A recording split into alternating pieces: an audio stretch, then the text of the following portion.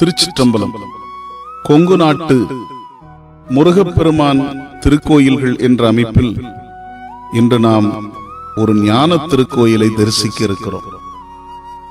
அன்பர்களே, அதிசயம் அநேகம் நிறைந்தது ஆறுமுக பெருமானுடைய திருக்கோயில். கோலமார் கொங்குவள நாடு, அருள் ஞானம் நிறைந்த மண்.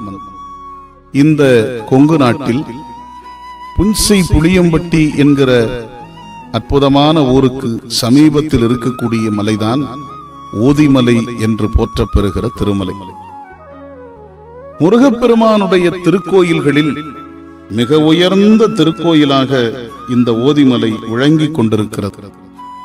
இங்கே செங்குத்தாக முருகப்பெருமான் மலையுச்சியின் மேல் கோயில் கொண்டிருக்கின்றான். முருகப்பெருமானை தரிசிக்க வேண்டும் என்றால் 1800 செங்குத்தான படிகளை ஏறி மேலே சென்று முருகப்பெருமானை தரிசிக்க வேண்டும். ஏன் திருமலைக்கு ஓதிமலை என்று பெயர் வந்தது? மறைபொருளை சிவபெருமான் தன் மைந்தனான செந்தில் முருகப்பெருமானிடத்தில் கேட்டு மகிழ்ந்ததாக நமக்கு வரலாறு. ஓம்காரத்தை சுவாமி மலையில் முருகப்பெருமான் உபதேசிக்க தனையனிடம் கேட்ட மகிழ்ச்சியில் சிவனார் நிறைந்து நிற்கக்கூடிய அதிசயத்தை நாம் தரிசிக்கின்றோம்.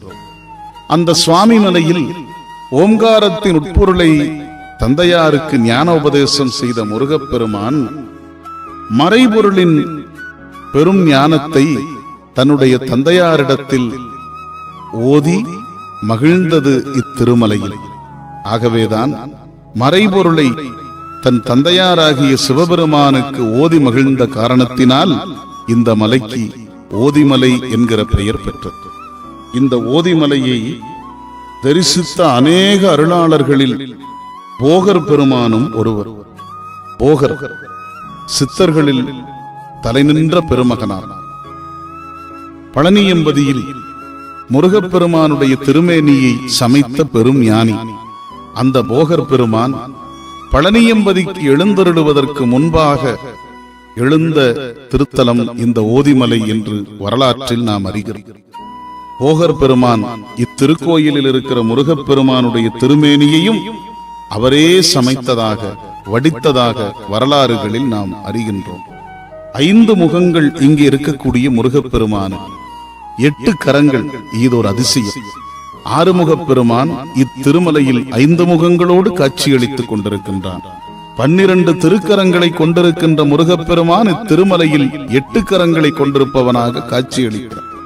இந்த திருமலையில் முருகப்பெருமான் சிவனாருக்கு ஞானத்தை உபதேசித்து மகிழ்ந்ததனுடைய விளைவாக இங்கே வருகிற எல்லோரும் அந்த முருகப்பெருமானை தரிசனம் செய்கிற போது ஞானம் பெறுவதாக இங்கே நம்பப்படுகிறது.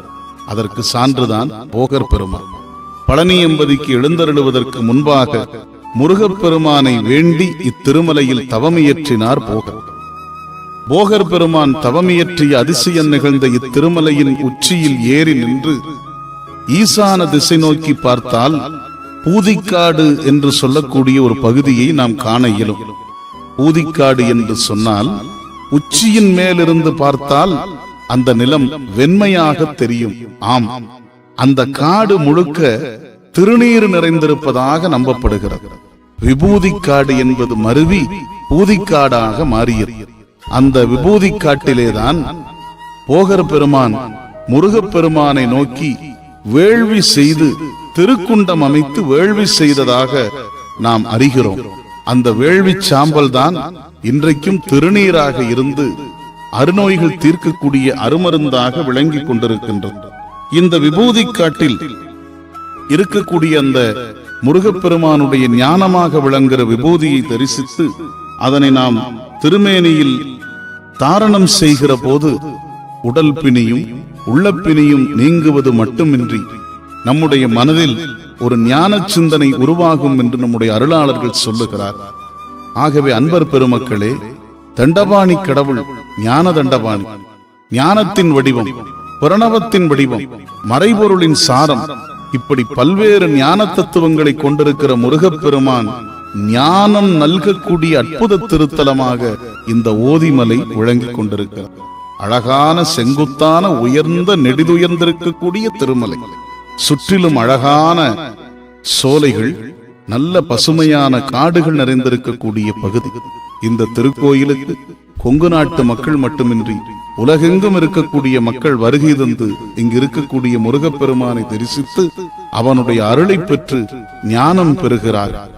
மனித வாழ்க்கையில் மனிதன் அடைய வேண்டிய மூல நோக்கம் ஞானமாகிய சிவானந்த இன்பம். அந்த சிவானந்த இன்பத்தை எங்கு பெறுவது?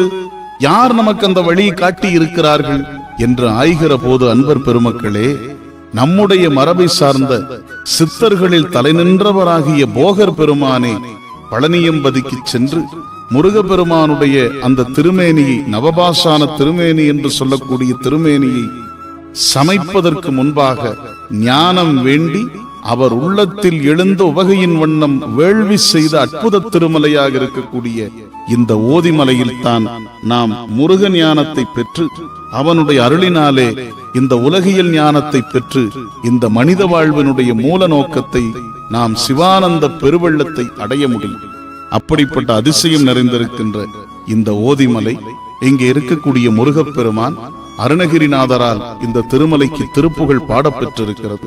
இந்த ஞானமலை, முருகப்பெருமான், அருணகிரியாருடைய ஞானத்தமிழ் ஆகிய இந்த ஞானங்களெல்லாம் ஒருங்கு சேருகிற போது இத்திருமலையை காலார நடந்து 1800 ஞானப்படிகளின் ஒவ்வொன்றாக ஏறி, கண்ணப்ப நாயனார் காளத்தி மலையில் ஒவ்வொரு படியாக ஏறி சிவபரம்பொருளிடத்திலே சரணாகதி அடைந்ததைப் போல இந்த மலையின் மீது இருக்கக்கூடிய முருகப்பெருமானை தரிசிக்க 1800 படிகளை நாம் காலார ஏறி மகிழ்கிற போது முருகன் நமக்கு மனமாற ஞானம் தருவான் என்று நம்முடைய சமய நூல்கள் பகர்கின்றன.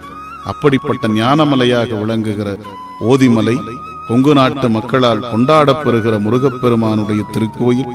கொங்கு நாட்டு ஆதீனங்கள் இத்திருமலைக்கு அதிசயம் அநேகம் நிறைந்திருக்கிற இத்திருமலைக்கு பல நல்ல திருப்பணிகளை முன்னின்று ஆலோசனைகளாக செய்திருக்கின்றார்கள்.